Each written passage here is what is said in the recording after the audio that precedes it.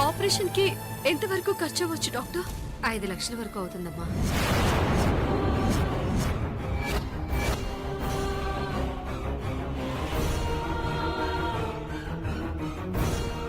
లక్షలా? అది కూడా సాధ్యమైనంత తొందరగా చేస్తే బెటర్. ఎందుకంటే వయసు పెరిగే కొద్దీ గొంతు నాళాలు పూడుకుపోవచ్చు. ఈలోపు ఈ మెడిసిన్స్ వాడండి.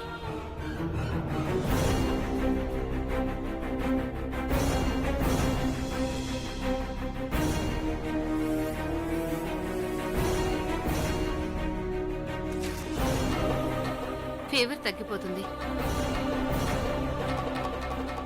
వస్తాను డాక్టర్.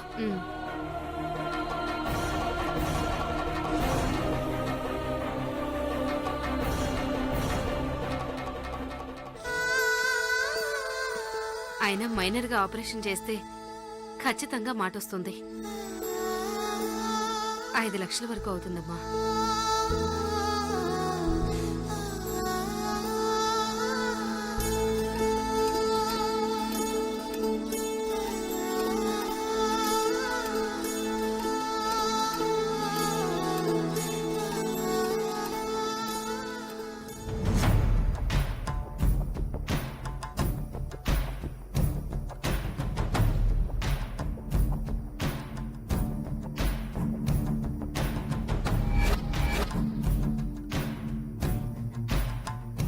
ఆపో.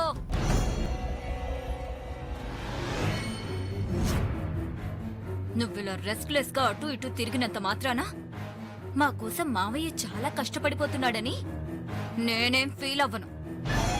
నటించడం ఆపో. నీ ముందు నటించేంత నటున్నా అమ్మా నేను. నిజంగానే టెన్షన్ తో తిరుగుతున్నా, నన్ను నమ్మమ్మా. నమ్మాను. ఎప్పుడు? లక్ష్మిని ఎలాగైనా చంపుతాను అని నాకు మాటిచ్చి చంపావే, అప్పుడు నమ్మాను. నువ్వు గ్రేట్ అని ఒప్పుకున్నాను. ఇప్పుడెలా నమ్మను? పట్టుమని 10 సంవత్సరాలు కూడా లేని పసిదాన్ని చంపడం చేతకాక నా ముందు క్యాట్ వాక్ చేస్తున్నావా? Cat walk? నీకు ఆ పసిపిల్ల తప్ప పక్కన్న అమ్మోరు కనిపించడం లేదా? అమ్మవారా? ఎవరు? ఇంకెవరు? ప్రేమ. తను పక్కనుండగా ఆ పిల్ల జోలికి వెళ్ళావంటే అనకొండలా మింగేస్తుంది. లక్ష్మి వాళ్ళంటే పెద్దవాళ్ళు కాబట్టి ఒంటరిగా సంతోషంగా సరదాగా బయటకు వచ్చారు. చంపేసి మనం సరదా తీర్చేసుకున్నాం. కానీ ఈ పాప గుమ్మంలోంచి అడుగు బయట పెట్టిందా ప్రేమ చేయబట్టుకుంటుంది. పోనీ తెగించి నేరుగా ఇంటికెళ్ళి చంపేద్దామంటే అమ్మో, అది ఏ పనేనా? పొరపాటున లెక్కల్లో తేడా వచ్చిందంటే మనం సుక్కల్లో కలిసిపోతాం. అయితే ఇలాగే ఒకరి మొహాలొకరు చూసుకుంటూ కూర్చుందామా? అబ్బా, నీకు ఎలా చెప్తే అర్థమవుతుంది తల్లి? కోడిని కోసిన వాడికి తలబగల కొట్టం పెద్ద పనా? చంపి పెడతా అంటున్నాను కదా, కాస్త ఓపిక పట్టమ్మ.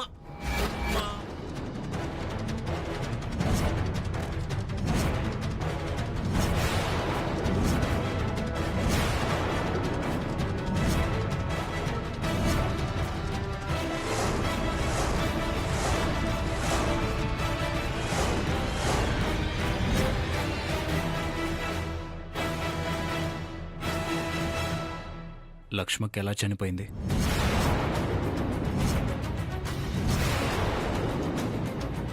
తన్ను చంపిందెవరు? మనమే కదా.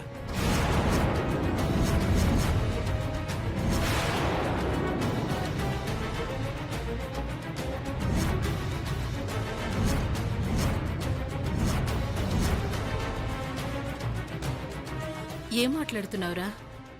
లక్ష్మిని మనం చంపడం ఏంటి? నేననట్లేదమ్మా, ఆ ప్రేమ ఎలా వాగుతుంది. తన కోసం ఫోటో పట్టుకుని రౌడీని పెట్టి వెతికిచ్చావంట. వెంటాడి చంపావంట.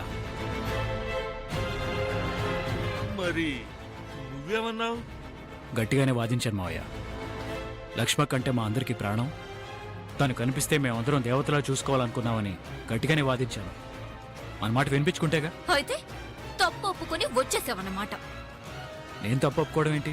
లేకపోతే ఏంటి? పాపని మనకెక్కడ ఇవ్వాల్సి వస్తుందోనని లేనిపోని నిందలు వేసి మనల్ని దోషులుగా హంతకులుగా చిత్రీకరించే ప్రయత్నం చేస్తుందది.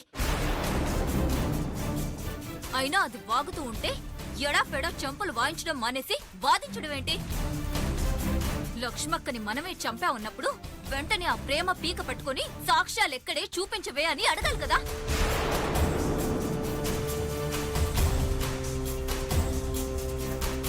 ఈ శివాగ్ని తన మాయ మాటలతో ప్రణయ్ని బాగా పిచ్చివాణ్ణి చేసి ఆడిస్తోంది. ఇలా కాదు, నేనే వెళ్ళి దాని సంగతేంటో తేల్చుకుని వస్తాను. శివాగ్ని ఆగు. నువ్వు కాదు, నేనే వెళ్ళి అడుగుతాను.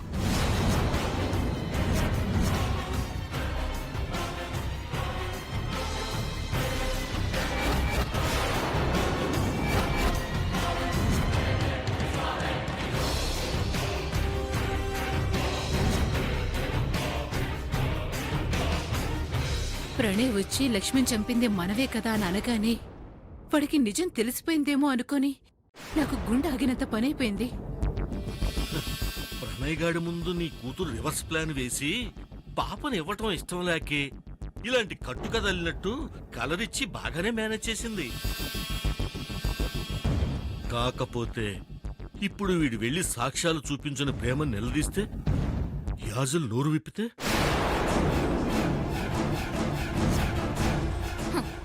విప్పుడు మావయ్య.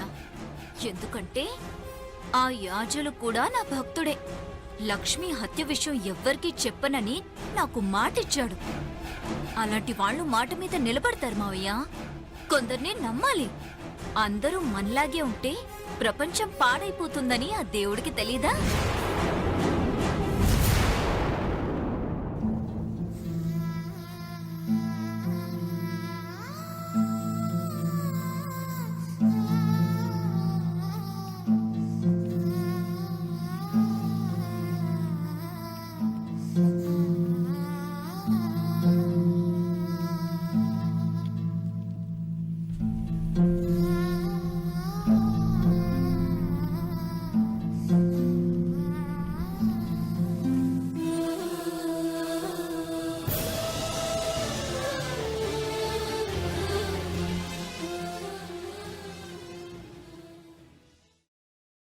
ఏంటమ్మా అలా చూస్తున్నావు? మందులు కొనడానికి మనం ఇంత ఇబ్బంది పడుతుంటే ఇక మనం ఆపరేషన్ చేయించగలమా? ఏంటమ్మా నువ్వు కూడా నాన్నలాగా మాట్లాడుతున్నావు? నా ఉద్దేశం పాపని వాళ్ళ దగ్గరికి పంపించమని కాదమ్మా. వీలైనంత తొందరగా ఆపరేషన్ చేయిస్తే మంచిదని డాక్టర్ చెప్పారని నువ్వే కదా నాకు చెప్పావు. ఎలా చేయిస్తామా అని. అయినా లక్ష్మి వాళ్ళు చనిపోవడానికి కారణం వాళ్లే అని చెప్పావు. నిజమంటావా? నిజమే. ఆ రోజు వదిన ఫోటో పట్టుకొని వెతుకుతూ నా వెంట పడ్డారు. ఖచ్చితంగా ఈ పని చేసింది వాళ్లే. మరి అలాంటి వాళ్ళకి నువ్వు ఎదురెళ్తున్నావమ్మా. వాళ్ళు నన్నేం చేస్తారమ్మా? అది వాళ్ల తరం కాదు. వాళ్ళకి కావాల్సింది నేను కాదు, మన పాప. ఏ పరిస్థితుల్లోనైనా పాపను వాళ్ళకిస్తే అది ప్రమాదమమ్మా. పోనీ తెలిసిన వాళ్ళెవరి దగ్గరైనా అప్పు చేస్తే? లక్షల అప్పులిచ్చేంత తెలిసిన వాళ్ళు మనకెవరున్నారమ్మా? పోనీ ఈ ఇంటి మీద ఏమన్నా అప్పు చేద్దామా? ఆల్రెడీ ఇంటి మీద లోన్ ఉంది. అది క్లియర్ చేయకుండా కుదరదమ్మా. కానీ డబ్బు కావాలి. పాపకి ఆపరేషన్ చేయించాలి. కానీ ఎలా?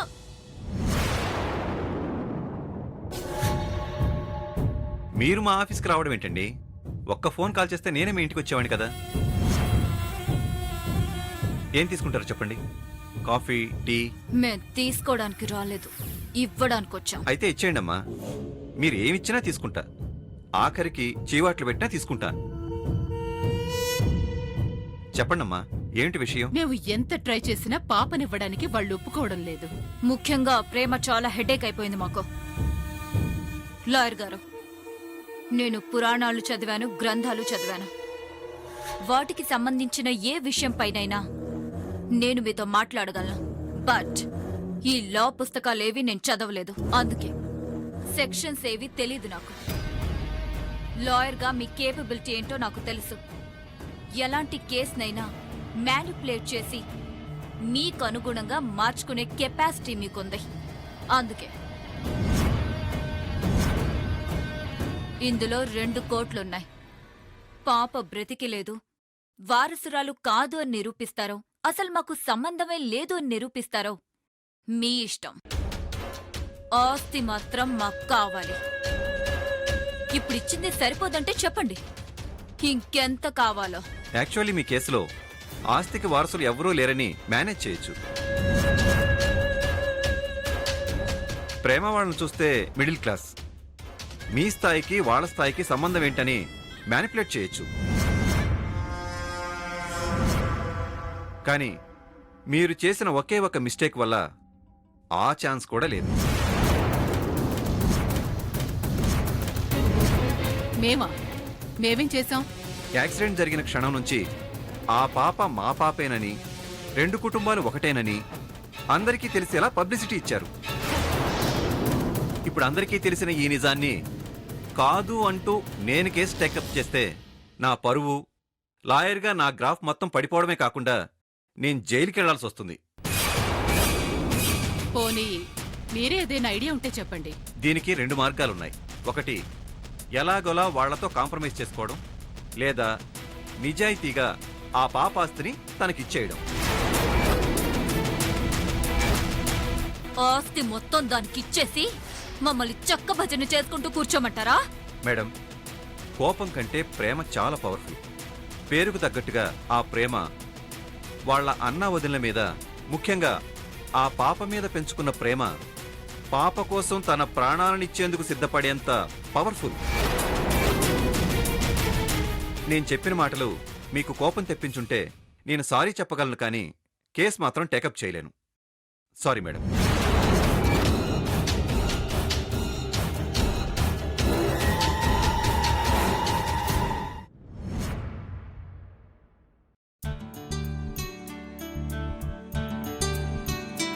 ఎప్పుడు ఇలా చక్కగా తల దువ్వించుకోవాలి.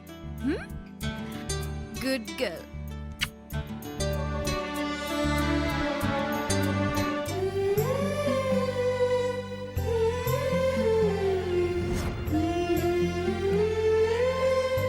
బంగారం,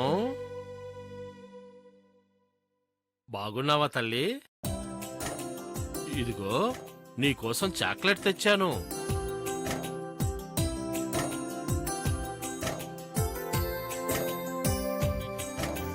నీ కారు బొమ్మ కావాలా?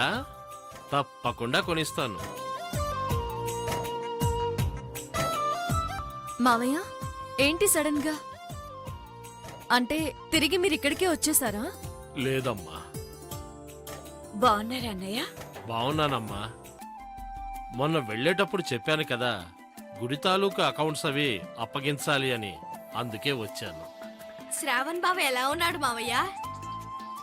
వాడికేమమ్మా, ఇప్పుడు ఉద్యోగస్తుడు. మిమ్మల్ని అందరినీ అడిగానని చెప్పమన్నాడు. నమస్కారం అండి యాజులు గారు. ఏం డేవిడ్, నువ్వింకా ఇంట్లోనే ఉన్నావా? బాగాలేవారండి. తెల్లారగానే తాగడానికి నేనేమైనా ఎదవనా? ఇంకా 5 నిమిషాలు ఉందిలేండి. అన్నట్టు వచ్చే సంక్రాంతికి వరుసగా 4 రోజులు సెలవులున్నాయంట. మీరంతా శ్రీశైలం వచ్చినా సరే, లేదా మా ఇద్దరిని ఇక్కడికి రమ్మన్నా సరే అని చెప్పమన్నాడు. మీరు రావద్దు మావయ్య, మేమే వస్తాం. ఎప్పుడు ఈ ఊరు దాటి వెళ్ళిందే లేదు. ఎంచక్కా వచ్చి శ్రీశైలం అంతా చూసి వెళ్తాం. ఏమక్క? ఒరే పండు, దీనికి కూడా అక్క పర్మిషన్ తీసుకోవాలా? పండుగ అందరూ వెళ్తారు కానీ 1 వీక్ నేను ముందెళ్తాను, 1 వీక్ లేటుగా వస్తాను. ఎందుకంటే అల్లుడు కొంచెం ఎంకరేజ్మెంట్ ఇవ్వడానికి. ఎంకరేజ్మెంట్ కాదు, నీ తాగుడు వాసన భరించలేక బావకు చిరాగ్గా ఉండుంటుంది.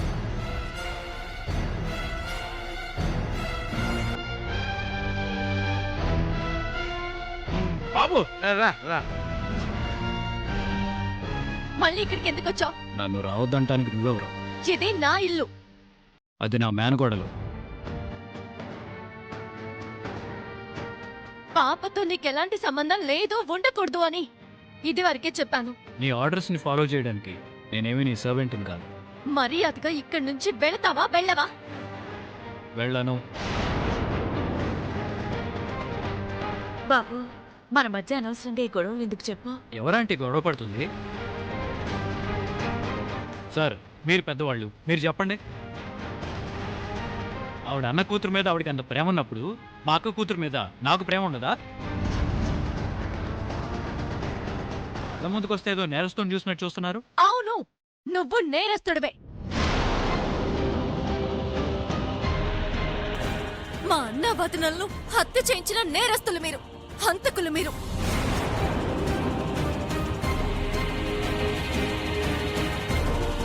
అసలు ఏం మాట్లాడుతున్నావు నువ్వు? చూసారా ఎలా మాట్లాడుతుందో? మా అక్కని నేను చంపుకుంటానా?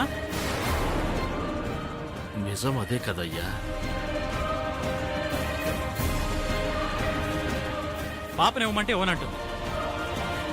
దాని గొంతు పోయింది. ఆపరేషన్ చేస్తానంటే వద్దంటుంది. ఏంటి మూర్ఖత్వం? మూర్ఖత్వం ఎవరిదో అందరికీ అర్థమవుతోంది. అయినా మా ఇంటికొచ్చి మీ రౌడీజం ఏంటి అంటున్నాను. అంతవరకు తెచ్చుకోవద్దనే చెప్తున్నాను.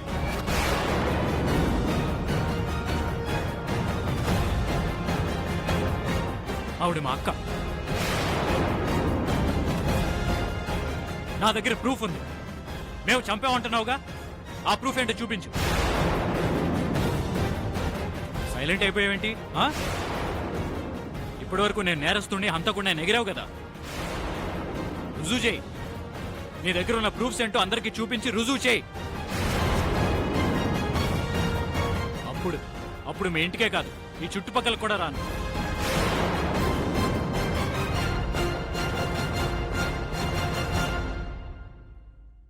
బంగారం, రామ్మా. మీ మావయ్య నీ కోసం చాక్లెట్ తెచ్చాడమ్మా. దా.